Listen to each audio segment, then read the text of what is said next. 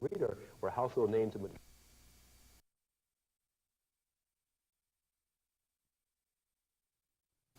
presents the Weather Station with Charlie Reader, a professional member of the American Meteorological Society.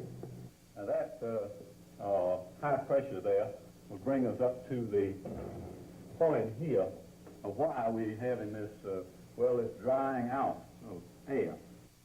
Well, today Charles Reader lives in Mobile, and he is there now, waiting to talk with us live from the NBC affiliate in Mobile. Mr. Reader, welcome to our show. And, you know, I would be curious to know what went through your mind there when you were just listening to that snippet of how the weather was done back in 1957.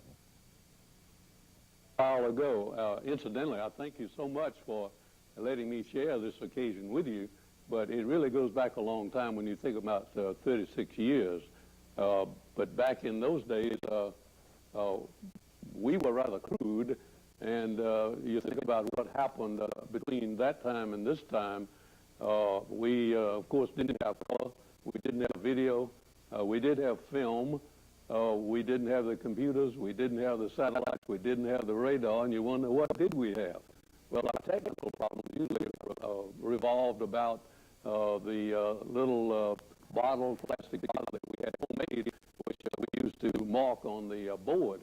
And the board consisted of more or less a cube of 4 surfaces that we used for the United States and for Alabama and so on. And we would mark with this white marker. And we had to erase it with water rather quickly, or it would become permanent. So I'm really impressed that today that what Rich has in his portfolio, you might say, of the instant screen showing of all the data that you need, and so forth. What we did have in those days was the fact that everybody who had a television set was tuned to largely Channel 12.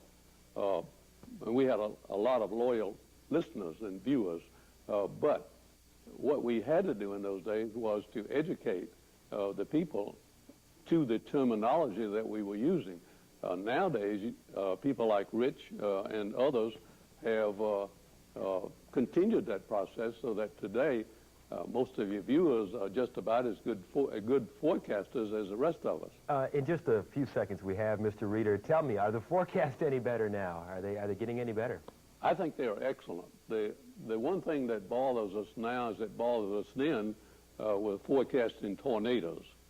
And that we've got the satellites, and we've got so much other material that we have improved those just tremendously.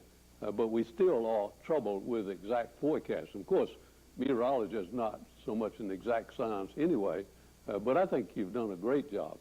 Mr. Reader, thanks for taking time to reminisce with us and to celebrate this anniversary of sorts here. And we would like to extend a very cordial invitation next time you're in town to come by, and Rich will show you all his gadgets.